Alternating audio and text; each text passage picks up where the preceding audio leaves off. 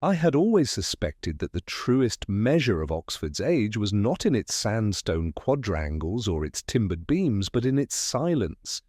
Even the smallest chapel at dawn seemed to hum with an inaudible residue of centuries. That morning, drifting across Radcliffe Square, I heard again the faint, dissolving echoes of a choir whose voices had long since gone. The stone had swallowed them whole, yet still they lingered like the scent of incense when the thurible had been locked away. It was a Wednesday, damp and reluctant, and I had not yet made my way to the station when a letter fell against the mat. Thin, cream paper, the sort pressed upon by pens which had known too much hesitation. The handwriting was severe but wavering, as though the writer had argued with himself with every stroke. The words were few. A young man of the choir at St. Barnabas had been found collapsed during rehearsal. Collapsed, they had written, though the word rang cowardly. I have known collapse in too many guises, some benign, others not. I took the bus along Woodstock Road, nursing the stale ache of last night's whisky and a crossword clue that would not relent. The clue had read, "One singing from the grave, invisible yet immortal, 6,8. The answer had seemed obvious at first and then insoluble until I realized its weight. The choir invisible. George Eliot, of course. The dead who live on in the good of others. A clue and an epitaph at once. I folded the paper, troubled. St. Barnabas stood with its tall red-brick tower, unapologetic against the greyness. Inside, the choir stalls smelled of varnish and wet coats. A handful of choristers remained, their voices hushed now to a fretful whisper.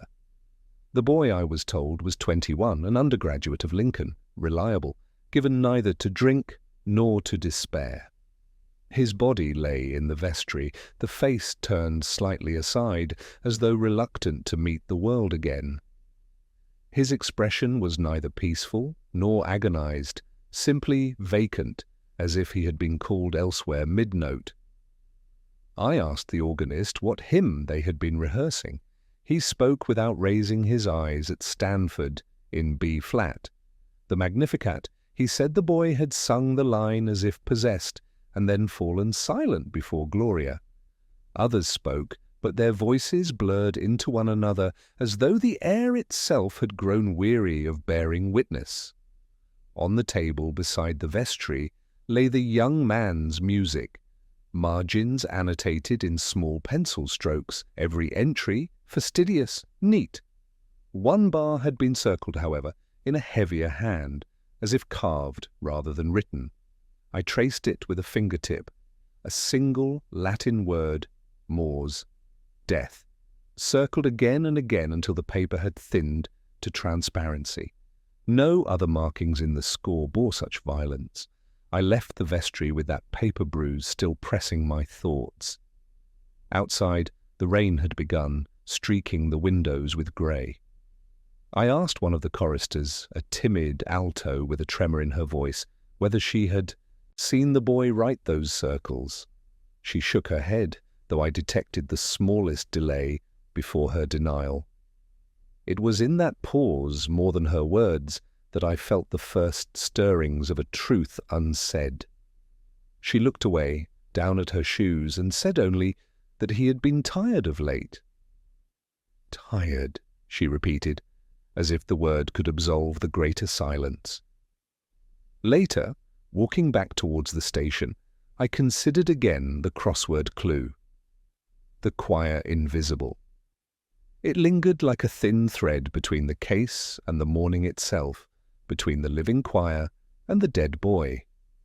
One sings from the grave, invisible yet immortal. If he had left a message in those circles, it was not despair. It was my intention. And intention, once written, is never invisible at all. The following day was one of those mornings Oxford occasionally devised to remind one of impermanence. Rain had polished the cobblestones until they gleamed like dark glass, and the air carried the bruised scent of damp paper and extinguished lamps. I had spent much of the night awake, retracing the boy's expression in my mind, that vacancy which seemed to hover between surrender and interruption. Sleep had refused me, and so I read, or pretended to read, a report sent by the coroner's office. It was thin, almost perfunctory, and carried with it the faint irritation of bureaucracy pressed into service before breakfast. The report described the condition of the body in words that sought neutrality, as though language itself might be blamed for trespass. The heart had ceased with unremarkable suddenness, no wounds, no sign of ingestion, no residue of poison or powder, a death, they concluded, consistent with collapse. I had seen such reports before and mistrusted them with equal measure. The body may have ceased, but the music had not. Something remained unresolved, suspended like the final chord of a hymn never played. I walked to the college library, the one place where I might trust my thoughts to slow into coherence. The reading room was almost empty, save for the rustle of pages and the occasional cough of a student who mistook fatigue for studiousness. I took with me the coroner's report and placed it beside an open volume of George Eliot's essays. The coincidence was not deliberate, though I found myself tracing lines between the two. Her phrase about the choir invisible, those who live on in the good of others, seemed to reproach the thinness of medical diction. The boy had sung, and perhaps that was enough, yet still the circles in his score returned to me with unkind persistence. Later, Sergeant Lewis arrived with his usual unease about libraries, as though he feared every book might accuse him of trespass. He told me he had spoken with several of the choristers again. Most had repeated their first accounts, though one had offered a small addition. She claimed the boy had carried with him a folded sheet of music, not part of their rehearsal program. She had noticed him glance at it more than once before they began, but afterward it had disappeared. Perhaps he had left it behind, perhaps not. She had not thought it important until the morning after. I asked Lewis if the sheet had been found among his belongings. It had not. I began to wonder whether the missing page was not a hymn at all, but a message concealed within the safety of notation. Students have long used music as a cipher, the arrangement of notes substituting for words only a select few might recognize. I remembered an old crossword trick that had once fooled me by taking the first letters of each clue, not the answers, to spell a hidden phrase. A music sheet could be arranged in such fashion, each bar carrying an initial, a rhythm of secrecy. The thought unsettled me, though it lacked proof. Lewis asked me whether I suspected foul play. I told him that I suspected intention, which was not quite the same. He frowned, as though the distinction were academic. Yet intention leaves traces where violence may not. A gesture, a pause, a folded sheet misplaced too carefully. By evening I had returned to my room. The rain had not lifted, and the glass of whisky on my desk seemed little more than a token against the day's accumulation. I opened the coroner's report once more, searching for some imperfection, some betrayal of certainty. In the list of belongings after the ordinary litany of wallet, watch, and pens, I noticed a final entry. A small slip of paper with unfamiliar handwriting, words smudged by damp. The inventory clerk had transcribed only what could be read as a fragment of a hymn, incomplete. The words were Latin, though the last two had been illegible. The report had marked them with an ellipsis, 3 small dots standing where meaning had been erased. I stared at those dots as though they were a signature. Incomplete words may conceal more than finished ones. What is missing often speaks louder than what is left. Outside, the rain slackened at last, but Oxford remained quiet, as if listening for a choir that had not quite finished its song. It was in the senior common room of Lincoln that the case shifted, or at least appeared to shift. Oxford is fond of its circles, academic or otherwise, and this gathering was no exception. Men and women arranged about the fire, their gowns discarded, the room perfumed faintly with sherry and pipe smoke. The light was a sallow one, drawn from shaded lamps that seemed intent on concealing more than revealing. I felt out of place, though I was not unwelcome. Scholars have long tolerated policemen with the same patience they might afford a tradesman called to repair the plumbing necessary, but unlikely to inspire conversation. They spoke of the boy who had died, though their voices slid over him as though unwilling to dwell. A tutor remarked that he had been conscientious, another that he had been withdrawn. Words chosen with care, as though each syllable might be read later for implication. I listened and drank slowly, letting their cadences work upon me. It was not what they said, but what they avoided that mattered. No one spoke of his friendships. No one mentioned whom he loved or whom he might have disappointed. The omissions themselves began to form a pattern, like the blank squares of a crossword, waiting for letters. One of the fellows, a mathematician with the kind of neat beard that insists upon exactness, turned to me with a smile that was not quite a smile. "You'll forgive us, Inspector," he said, "but it seems to us a medical matter. Young hearts fail, even the diligent ones." I told him I did not doubt the truth of medicine, only its sufficiency. He looked away then, his hand tightening on the stem of his glass, and the conversation meandered elsewhere. Yet in that gesture I glimpsed unease, the sort that arises not from ignorance, but from knowledge best concealed.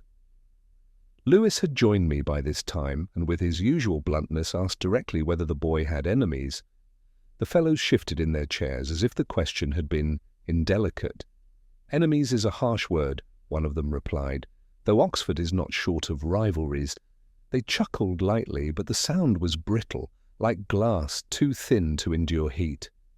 Rivalries, then, the kind that thrive in cloisters and lecture halls, sharpened by ambition and dulled by wine.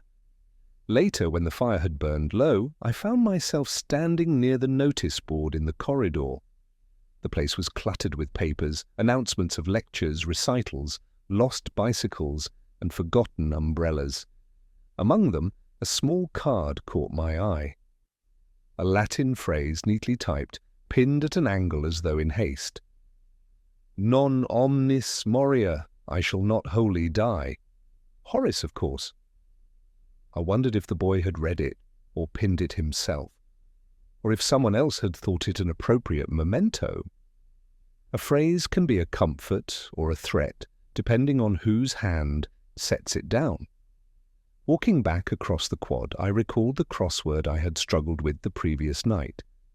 The clue had been trivial, though I had missed it at first circle of scholars, endless, without centre, 6.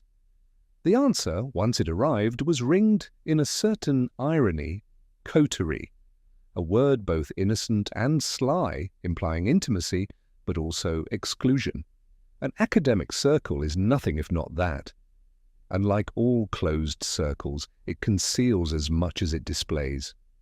I returned to my rooms uneasy, the image of that Latin card persisting in my mind. Non omnis moria. Perhaps the boy had believed it. Perhaps someone else wished him to. The rain had begun again, faint against the panes, and the whisky tasted more of silence than of comfort. Oxford, in its quiet way, had closed around me like a manuscript with missing pages. The circle was complete, but its centre remained disturbingly vacant. The night was reluctant to end, and so was I. I had left the common room with the drizzle clinging like a second coat, and when I returned to my rooms, the city seemed already asleep, save for the occasional rattle of a bicycle on wet cobbles. I poured a whisky, not to banish thought, but to sharpen it, and laid before me the day's crossword. I had not yet touched it. The grid stared back, a mute arrangement of squares demanding occupation. I picked up my pen and the case began to lean against its edges in ways I could not ignore. The puzzle was set by one of my preferred compilers, whose clues often carried a sly melancholy I half recognized in myself. The first cross I attempted read, "Solemn notes heard in funeral composition 5. The answer dirge came at once, though it seemed uncomfortably fitting for a boy not yet interred. Another hidden intention discovered within score 6. Agenda. I circled it faintly. And then a longer choir, endlessly invisible, singing in minor keys 9. The answer resisted me, though the echo of Eliot's phrase, "the choir invisible," murmured at the edge of it. I left the space blank, unsettled. Music and crosswords share a cruelty, both demand precision, yet both depend on ambiguity. I thought of the missing sheet the chorister had glimpsed, the page absent from his belongings. A folded score, perhaps not a hymn at all, but a cipher, notes arranged to spell some message or plea. I imagined the boy studying it in rehearsal, his eyes flitting between Stanford's Magnificat and the secret folded inside his jacket. If words can be hidden in letters, why not in music? The academic circle had laughed at Lewis's question of enemies, but laughter itself can be a defense. I recalled the mathematician's tightening hand, the way the glass stem had threatened to snap. The silence afterwards had been the truer answer. I filled another clue, a simple one unfinished circle of study 4. Ovals, perhaps. No, too clumsy. The answer came after a pause ring, without its final letter. Rin. It felt incomplete, and yet deliberate, a reminder that absence often carries more meaning than presence. I set down the pen, hearing faintly the rain tick at the sill, as if marking time. Lewis had gone home hours earlier, his reports tidy, his conclusions waiting for facts more solid than mine. I envied him. He could sleep. I could not. I poured another measure and turned to the coroner's report again. The slip of paper is described as a fragment of a hymn, Latin words, smudged. I tried to recall them in my mind's ear, though memory was untrustworthy. Non omnis moria had stared at me from the notice board, but this was different, incomplete. I wondered if the ellipsis in the transcript was not merely an omission of damp ink, but an intentional break. Words withheld to provoke curiosity in those who cared enough to notice. And how many, I asked myself, would care? The crossword returned to me. Choir, endlessly invisible, singing in minor keys. 9 letters. I wrote faintly across the space requiem. It fitted, though not entirely. Too few letters, too obvious, yet once written it seemed reluctant to leave. The boy had died in rehearsal after all, his voice vanishing into silence mid-hymn. A requiem without requiem. I crossed it out, dissatisfied. Some puzzles prefer to remain unanswered until the final page. I sat back, listening to the faint creak of the building, the soft sigh of pipes beneath the floorboards. Oxford has its own nocturne, composed of leaks and echoes, and in that minor key the city seems to confess what daylight conceals. I thought again of the circle in the music score, the obsessive repetition of the word mors, death traced until the paper thinned. Perhaps it was despair, perhaps it was an emphasis, perhaps more troublingly, it was neither, but rather a signal to those who might recognize the hand that pressed the pencil so hard. When the whiskey was finished, I folded the crossword away, incomplete.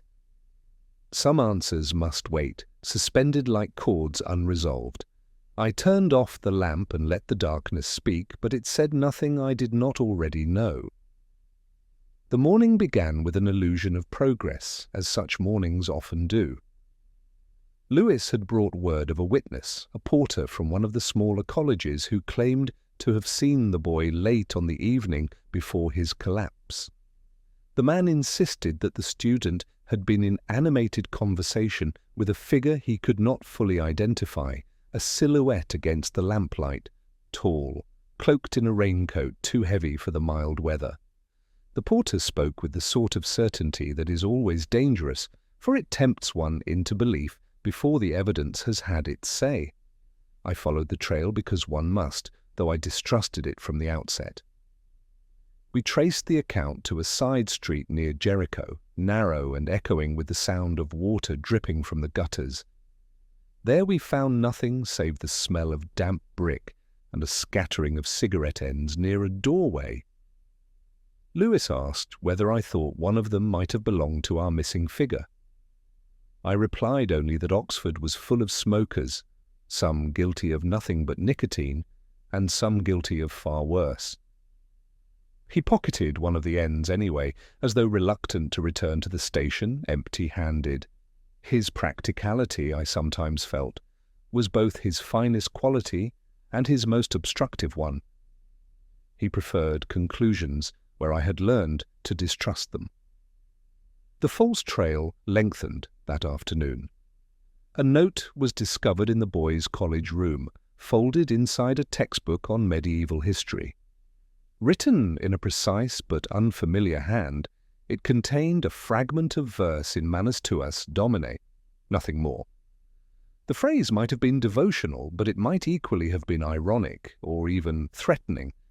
The dons I consulted offered interpretations with a readiness that suggested relief at being useful. One declared it the boy's final confession. Another insisted it must be the hand of a tutor, guiding him to deeper study. Each interpretation revealed more of the speaker than of the text.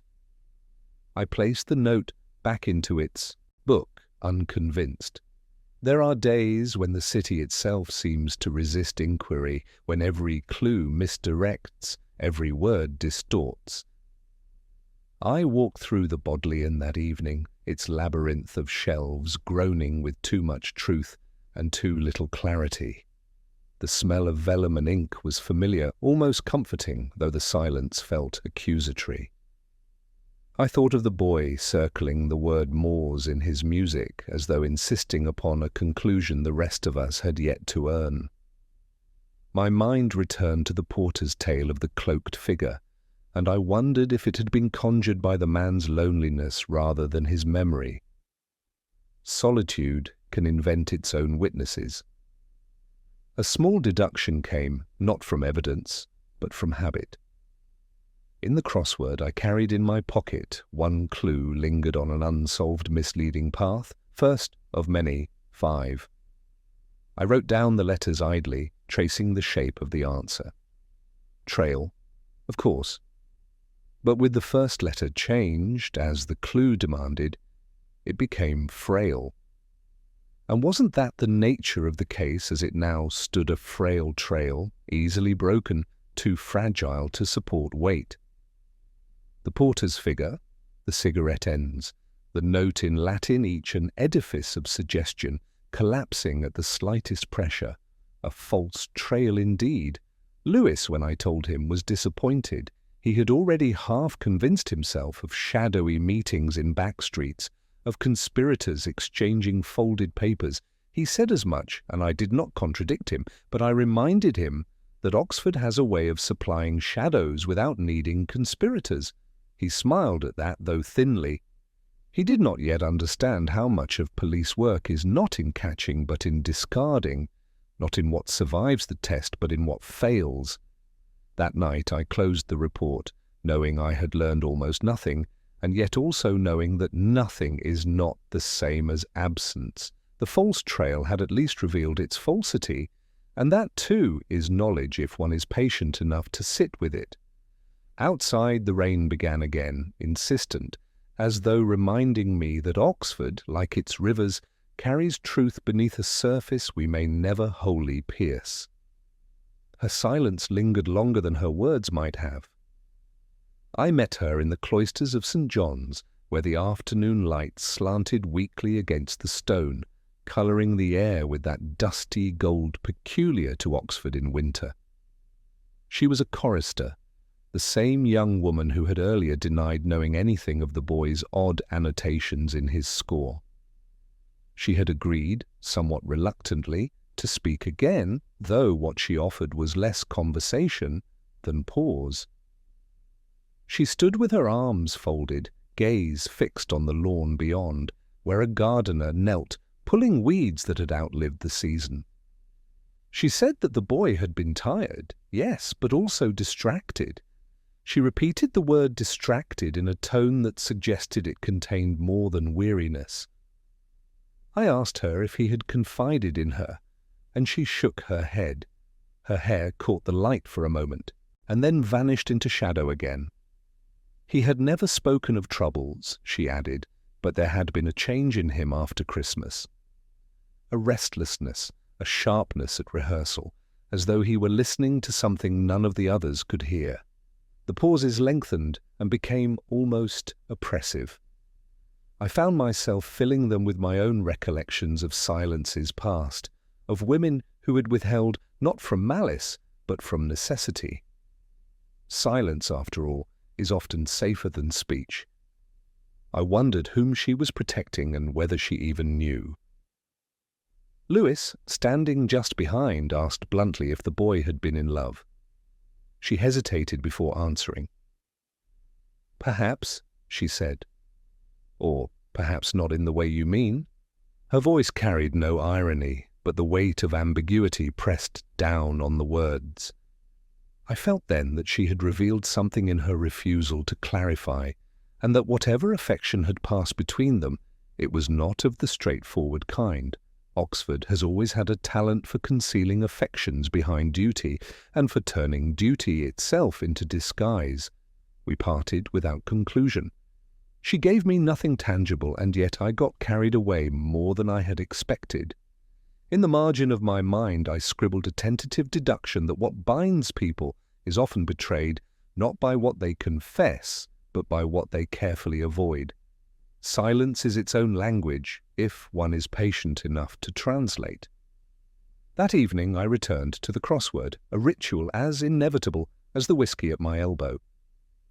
The clue I stumbled upon read, "Woman without words hides truth." 7. The answer took shape only after a moment's hesitation. An inelegant word, but suggestive. I wrote it down and stared at the letters. Muteness is not absence, but condition, an enforced quietness that speaks louder than speech. The girl's pauses, her evasions, had been a kind of muteness. She had hidden the truth by refusing to utter it. Whether the truth concerned herself, the boy, or another entirely, I could not yet discern, but the pattern was forming. Later I walked across the city, the streets glossed with rain, the lamps trembling in shallow pools at the curb. Oxford felt subdued, wrapped in the hush that comes after evensong, when voices are still but memory carries their echo. I passed by a music shop, its window fogged from within. On display lay a row of scores, each marked with neat white labels, requiems, masses, canticles. I stopped to study them, wondering whether the missing page the boy had carried might have been purchased there. Perhaps even now it lay somewhere between another's books, unread, unnoticed, waiting for someone with the will to decipher it. In the quiet of my rooms, I returned to the day's encounters. A porter's false silhouette, a Latin note misplaced, and now a woman's silence. None amounted to more than fragments, yet together they seemed to form the faint outline of something concealed, like the watermark in paper revealed only when held against the light. I thought again of her words, perhaps in love, perhaps not in the way you mean. They were hedges, but hedges sometimes conceal gates. When the whiskey was finished and the crossword abandoned half complete, I turned out the lamp. In the darkness, I heard the silence she had given me, and it was louder than any confession. The earth gives up its secrets reluctantly, and Oxford's soil no less so than its scholars. It was Lewis who brought word, his face betraying a flicker of something between unease and excitement.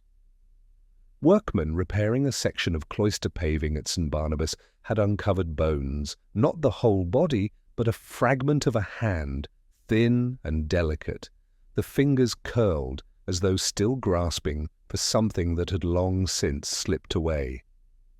The rest, they said, might yet lie deeper, waiting for the spade. The past, summoned against its will. I went at once. The rain had stopped, but left the ground slick and dark, the stones shining with a reluctant sheen.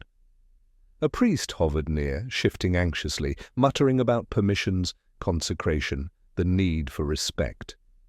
I agreed with him, though my eyes were fixed on the pale suggestion of knuckles exposed from the earth. Time had worked upon them, softening, discolouring, but there was no mistaking their human shape.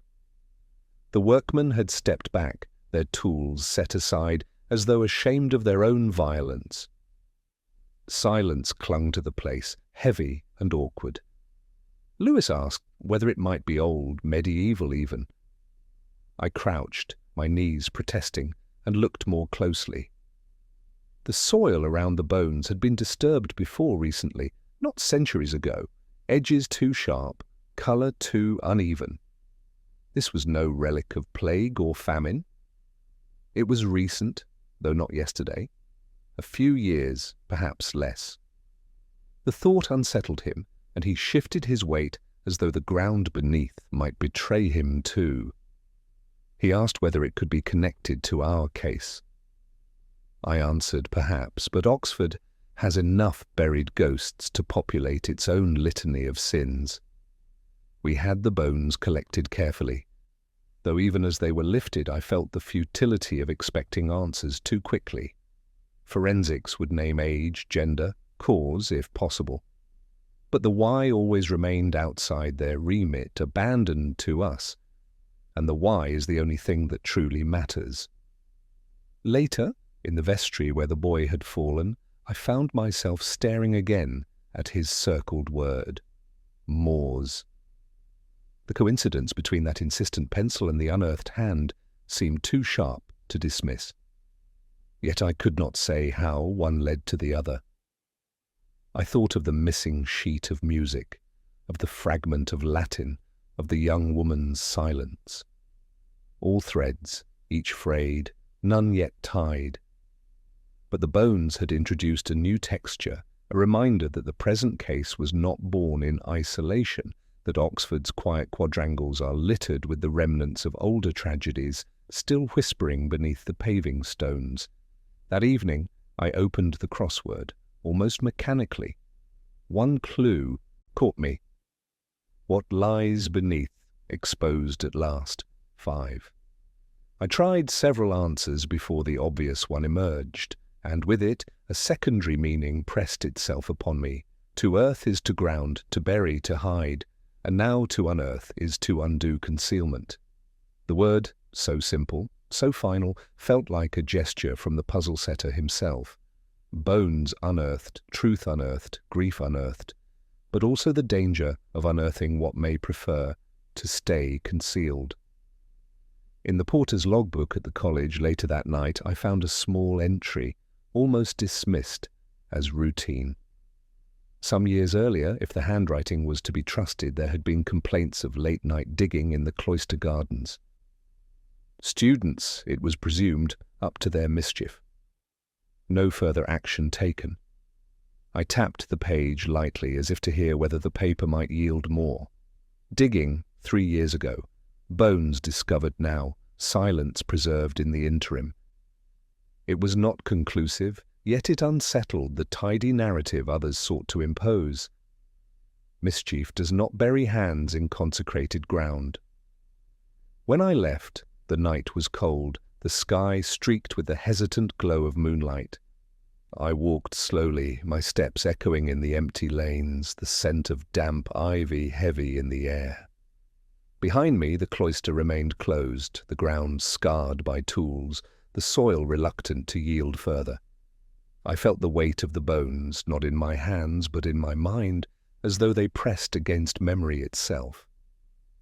The boy's death, the missing page, the whispered silence of a woman, All seemed suddenly older, darker, part of a pattern buried deeper than I had yet allowed myself to imagine. Oxford does not forget, I thought. It only waits, patient, beneath its stones, until one careless step exposes what was meant to remain unseen. The city was loud with bells that morning, though their ringing seemed oddly hollow to me, like voices declaiming truths no one believed. Oxford thrives on its ceremonies, its liturgies of gown and chant, but beneath them I often find only the restlessness of doubt. It was in such a mood that I walked back into St. Barnabas, summoned by the vicar who believed, or wished to believe, that faith itself held the key to the boy's death. He met me in the nave, where the smell of wax hung stubbornly in the air, and told me of the boy's sudden turn to devotion. He had, the vicar insisted, been attending Compline regularly, kneeling longer than most, his eyes fixed upon the crucifix, as though searching for something denied him elsewhere. I listened, though even as he spoke I heard the tremor of convenience in his tone. To explain the inexplicable with piety is a comfort too readily embraced. The boy's faith, if it existed, seemed to me more performance than conviction, and performances in Oxford are often directed not at God, but at other mortals. Lewis asked him whether the boy had ever confessed to doubts or sins. The vicar stiffened, as though the word sin had dirtied the stone floor, and replied that he would not betray confidences. He added, however, that the lad had spoken of a burden, something heavy upon his conscience.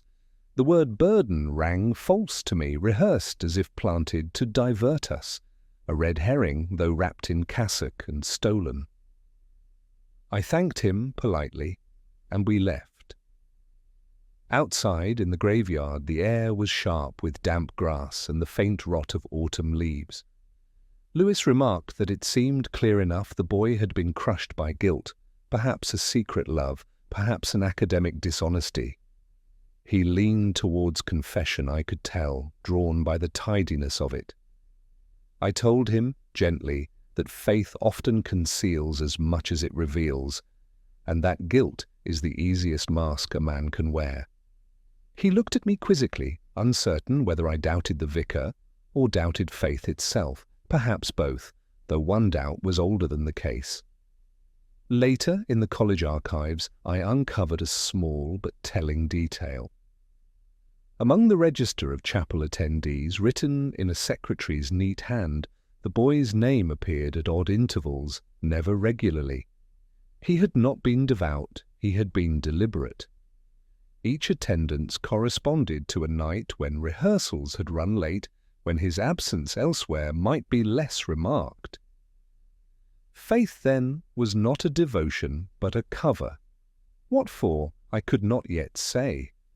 But it was enough to unsettle the vicar's narrative. The crossword that evening yielded its own small whisper. The clue read, "Fish that misleads, part of doctrine, 3,7. The answer came swiftly, red herring, too swift, almost staged. I wrote it in but underlined it twice. Faith can mislead, not because it lies, but because it is too easily believed. And so the boy's chapel visits, once interpreted as piety, began to look more like alibis. The faith others had imposed upon him was not his own. That night, as I sat with whiskey in hand, I thought of him kneeling in the half-light, his face lifted towards the crucifix. Did he pray? Or did he simply wait for time to pass, for an unseen figure to slip into or out of the vestry, unseen by all but the blind eyes of saints carved in stone? Faith in this city is never pure. It is alloyed with ambition, with fear, with secrecy. The vicar had offered me a burden of conscience. I had accepted it with a nod, though already I felt the weight shift.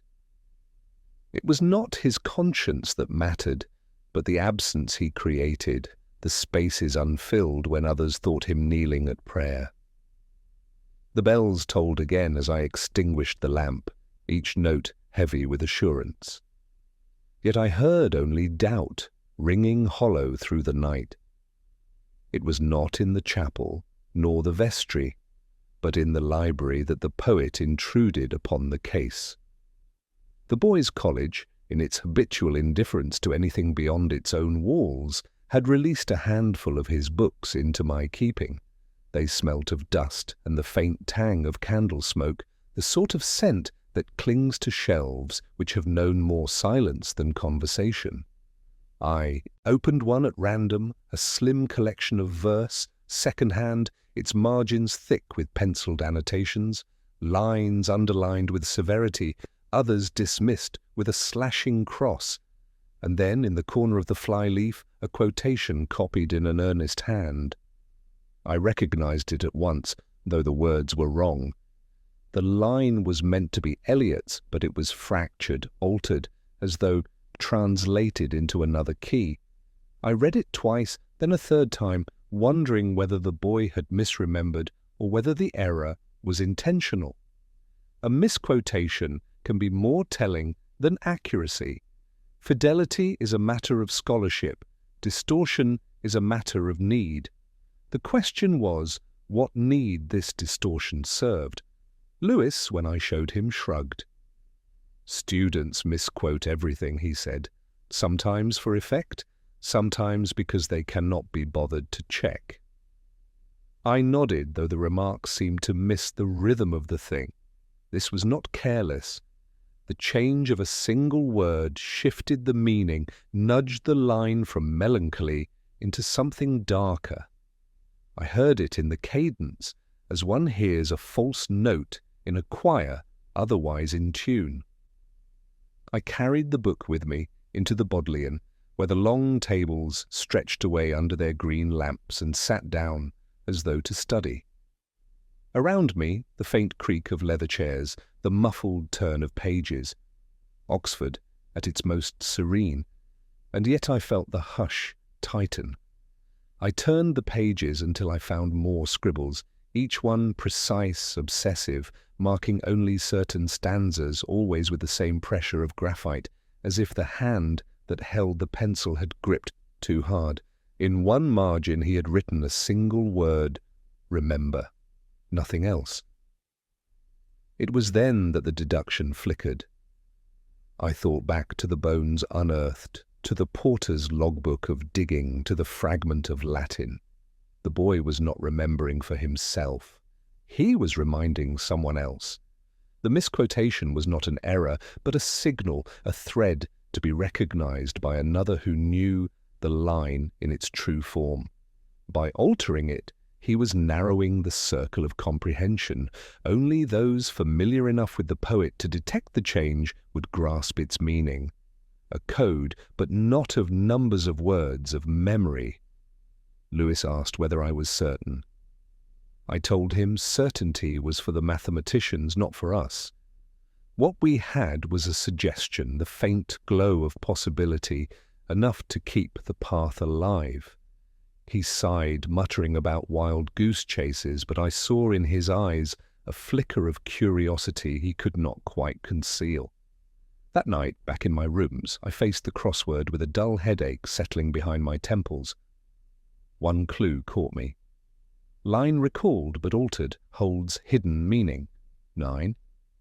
The answer was not immediate. I traced letters idly, then saw it misquoted.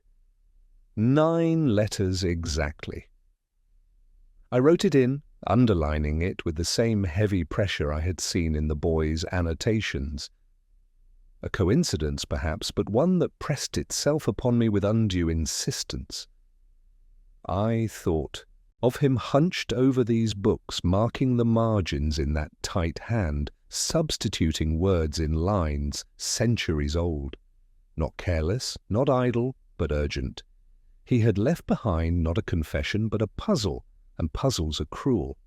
They offer the illusion of completion while leaving absence at their heart. I closed the book, slid it back across the desk, and stared at the whiskey glass beside me, its amber diminished by each hour of the night. The misquoted poet lingered in my mind as a presence, not his own voice, but a voice refracted, borrowed, altered. as though he had spoken in another's tongue, as though the words themselves had been borrowed bones, waiting to be unearthed. It was not the completion I felt that night, but a kind of weariness that completion sometimes counterfeits. The case had gathered itself like a canticle sung in parts, each voice distinct, yet only together forming its true shape. I sat in the vestry once more, the same room where the boy had fallen, its air still carrying the faint scent of polish and candle grease. Outside, the rain pressed against the stained glass with soft persistence, blurring the colours into bruised smudges. The place seemed less like a sanctuary than a memory unwilling to fade. Lewis joined me, shifting on the hard chair, uneasy as always in holy spaces. He said he could not shake the thought that the boy had known his end was near, that the circles of Moors in the score were his private surrender. I told him I doubted it. The hand that drew those circles had not trembled. It had pressed with too much force, gouging paper, insisting upon permanence.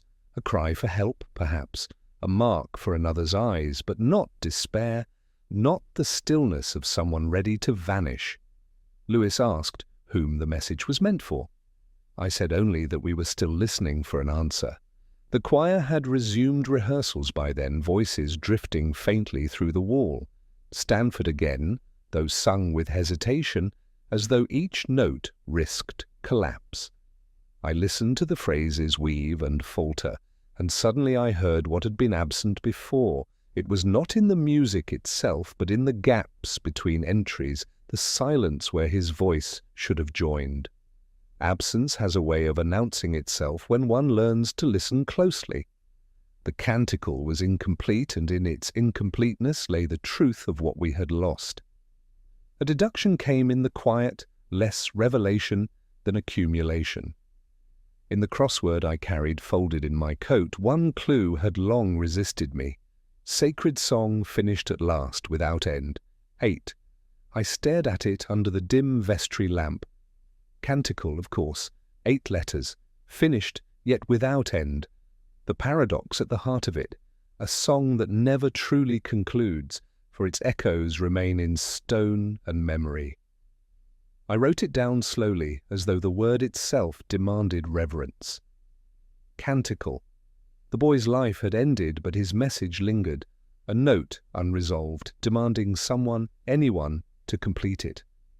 Later I spoke with the young woman once more, the alto whose silences had said more than her words. She admitted that she had noticed the misquotation in his book, though she had never mentioned it. She said she had thought it a private joke or a test. Did she recognize the poet? Yes, of course. Did she understand what the altered line might mean? Perhaps, she said, but her eyes moved away before the syllable had finished. I asked nothing further. Some truths resist interrogation, and silence, when kept long enough, becomes part of the music itself. By midnight I was alone in my rooms, the crossword complete at last, its squares filled, but its questions far from closed. The whiskey glass reflected the lamplight in fractured amber, and I watched it as though the glass itself might yield an answer. Completion, I thought, is rarely what it seems.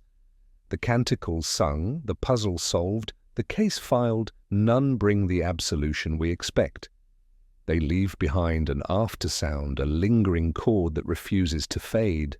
Oxford slept outside, its lanes slick with rain, its libraries locked, its chapels echoing with nothing but the memory of voices, and I, staring at the crossword's final word, felt only the persistence of incompleteness.